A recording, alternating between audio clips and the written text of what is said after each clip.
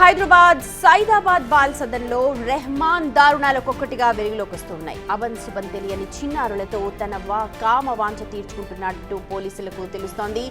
Juvenile హోంలో ఉన్న 8 మంది చిన్నారులను బెదిరించి వారిపై లైంగిక దాడికి పాల్పడ్డాడు రెహమాన్.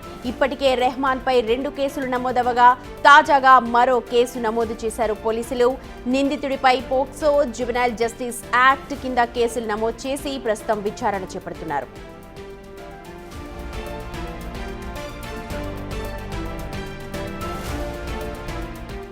రైట్, మా ప్రతినిధి అనిల్ డీటెయిల్స్ అందిస్తారు. అనిల్, నిజంగా రెహమాన్ ఒక్కొక్క కేసు ఇప్పుడు బయటపడుతోంది, చాలా మంది చిన్నారులు బలైనట్టుగా తెలుస్తోంది. ఒకసారి డీటెయిల్స్ చెప్పండి.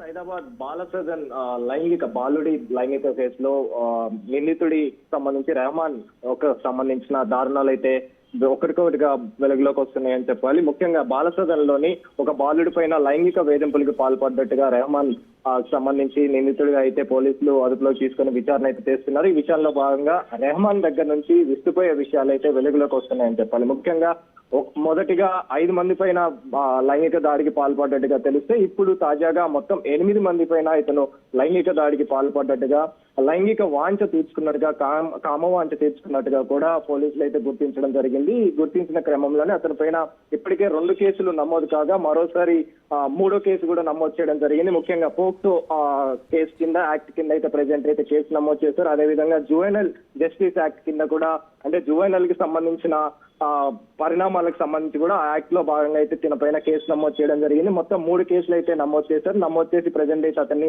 విచారిస్తున్న పరిస్థితి అయితే కనిపిస్తుంది. ముఖ్యంగా తన కామ వాంఛ తీర్చుకునేందుకు గాను, అదేవిధంగా తన పైన తనకు సంబంధించిన కోరికలు తీర్చుకునేందుకు గాను లైంగికంగా చాలా వరకు కూడా అకృత్యాలకు పాల్పడ్డట్టుగా పోలీసులు అయితే గుర్తించారని చెప్పాలి. ముఖ్యంగా 8 మంది పైన ఇతను లైంగిక వేధింపులకి పాల్పడ్డాడు, లైంగికంగా వేధించాడని చెప్పేసి కూడా పోలీసులు గుర్తించడం జరిగింది. అంటే గతంలో బాలసదన్ కి రెహమాన్ ఈ బాలసదన్ కి ఎన్నేళ్ల నుంచి వర్క్ చేస్తున్నాడు, గతంలో ఎలాంటి ట్రాక్ రికార్డ్ ఉంది?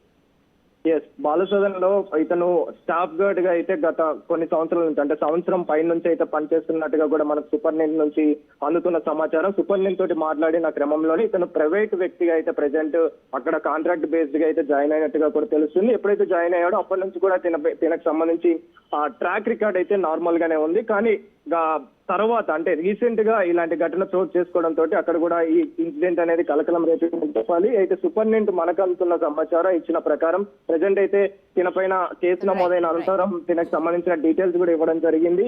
అదే విధంగా దీనికి సంబంధించి అతన్ని డిస్మిస్ కూడా చేశారని కూడా తెలుస్తుంది. ప్రెసెంట్ అయితే 8 మంది పైన 8 మంది బాధితులు, అంటే ముఖ్యంగా బాలుర పైన ఈ విధంగా లైంగిక వాంఛ తీర్చుకునేందుకు, కామ వాంఛ తీర్చుకునేందుకు పాల్పడ్డటువంటి రెహమాన్ కి సంబంధించి అయితే కఠినంగా శిక్షించాలని చెప్పేసి కూడా తల్లిదండ్రులు కోరుతున్న పరిస్థితి మనకు కనిపిస్తుంది. అదేవిధంగా స్థానికంగా కూడా ప్రజెంట్ సంచలనం సృష్టిస్తున్న ఈ కేసుకు సంబంధించి అతన్ని కఠినంగా శిక్షించాలని చెప్పేసి అయితే స్థానికులు అడుగుతున్న పరిస్థితి మనకు కనిపిస్తుంది.